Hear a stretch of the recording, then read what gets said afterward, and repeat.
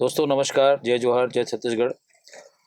छत्तीसगढ़ के सीतापुर विधानसभा में इस समय है और यहाँ के जो कदावर मंत्री कहे जाने वाले अमरजीत भगत जी का क्षेत्र है और यहाँ पे भारतीय जनता पार्टी और कांग्रेस पार्टी के बीच में एक ज़बरदस्त टक्कर की भांति देखी जा रही है। लेकिन विगत 20 सालों से अमरजीत भगत को इस क्षेत्र में यहाँ की जनता चुनते आई है और इस बार एक कांग्रेस की जो भूपेश बघेल की सरकार है उसको लेकर के क्षेत्र में खासा उत्साह देखा जा रहा है, क्योंकि भूपेश बघेल जी ने 5 साल में किसानों के लिए, महिलाओं के लिए, मजदूरों के लिए जो काम करके दिखाया है और एक भरोसा जताया है उसको लेकर छत्तीसगढ़ की जनता काफ़ी उनको पसंद कर रही है। और इस बार जहाँ भी उनके जो क्षेत्र हैं उनको उनके क्षेत्र में देखने से ये समझ में आता है कि भूपेश बघेल जिस ढंग से किसानों के लिए अपना जो 3200 रुपया में धान खरीदी करने का जो घोषणा किया है, महिलाओं को प्रति माह 1500 रुपया देने की जो वादा की है, उसके हिसाब से जो भी योजनाएं हैं, चाहे गैस सिलेंडर की बढ़ती महंगाई को लेकर के उन्होंने जो अपने वादे किए हैं उसको लेकर के जो एक महिलाओं को एक भरोसा मिला है और उन्हें एक विश्वास में लेने की कोशिश की गई है। हम इस बार जो है सीतापुर विधानसभा क्षेत्र के ग्राउंड रिपोर्ट करने के लिए विभिन्न क्षेत्रों में जो जा कर के उनके कार्यप्रणाली को देखा, उनके प्रचार को देखा, जनताओं से भी हम लोगों ने फीडबैक लिया।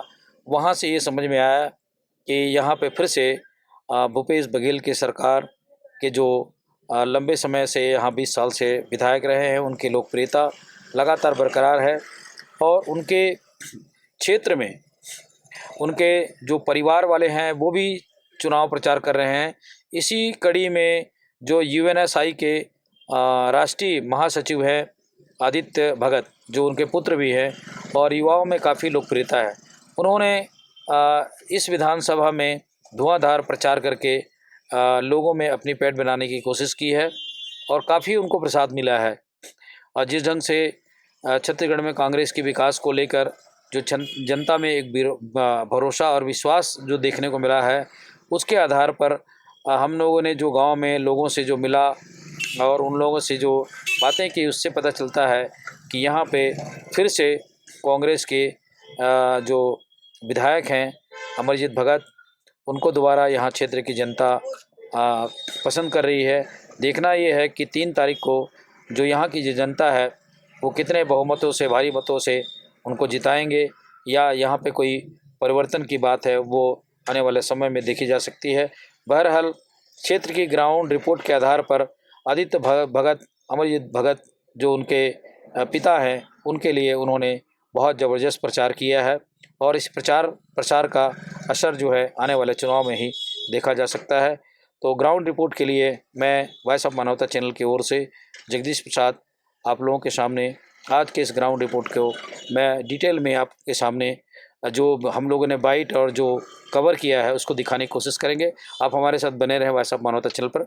आदित्य भगत जी, बहुत बहुत स्वागत हमारे चैनल में। Thank you sir. सीतापुर विधानसभा एक हॉट सीट के रूप में देखा जा रहा है और चूँकि आज हम दिन भर यहाँ की ग्राउंड रिपोर्ट ले रहे थे और यहाँ की जो जनता है, पिछले 20 सालों से अमरजीत भगत ने जो यहाँ की एक जनता को प्यार दिया, सम्मान दिया, उसका एक झलक भी देखने को मिला है। आप उनके एक उत्तराधिकारी पुत्र हैं, क्या कहना चाहेंगे यहाँ की जनता के बारे में और जो सरकार की नीति है उसके बारे में?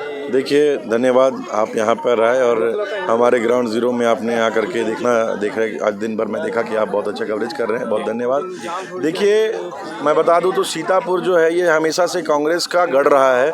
यहाँ की जनता एक एक व्यक्ति कांग्रेस के प्रति अपना विश्वास रखती है और कांग्रेस ने भी बढ़ चढ़ के यहाँ पे काम किया है। बता दूं, आदरणीय अमरजीत भगत जी का जैसा जो स्वभाव है और जो उनका काम करने के तरीके हैं, आप पाएंगे कि यहाँ गांव-गांव में अब सड़कें पहुँचने लगी हैं। इसको लेकर के पिछले 20 साल से जो संघर्ष था वो बहुत लंबा संघर्ष रहा है। सीतापुर पहले और आज में ज़मीन आसमान का अंतर है।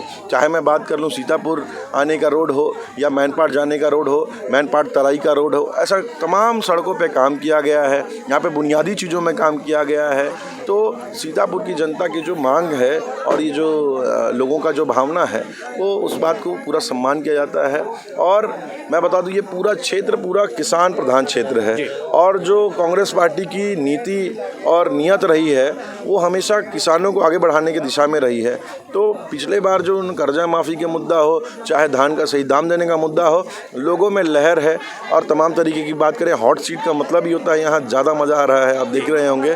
तो मंत्री अमरजीत भगत जी को लेकर के लोकप्रियता बढ़ती ही जा रही है, तो उसी का मैं एक सवाल और करना चाहूँगा आपसे कि जो घोषणा पत्र है, कांग्रेस की घोषणा पत्र और मोदी की गारंटी घोषणा पत्र, इसको किस ढंग से देखते हैं? देखिए, स्कूल में जब मैं था तो हमारे पास 3 प्रकार के छात्र हुआ करते थे। एक जो पढ़ के आते थे और अपने मन का लिख लेते थे, और एक जो लड़के आते थे जो कुछ शायद पढ़ के आते थे सोच के अपने मन का लिख लेते थे, और जो तीसरे प्रकार के होते थे कि जो भी सामने वाला लिख रहा है उसका जस्ट उतार करके जो उसके में लिखा है उसी को लिख लेते हैं।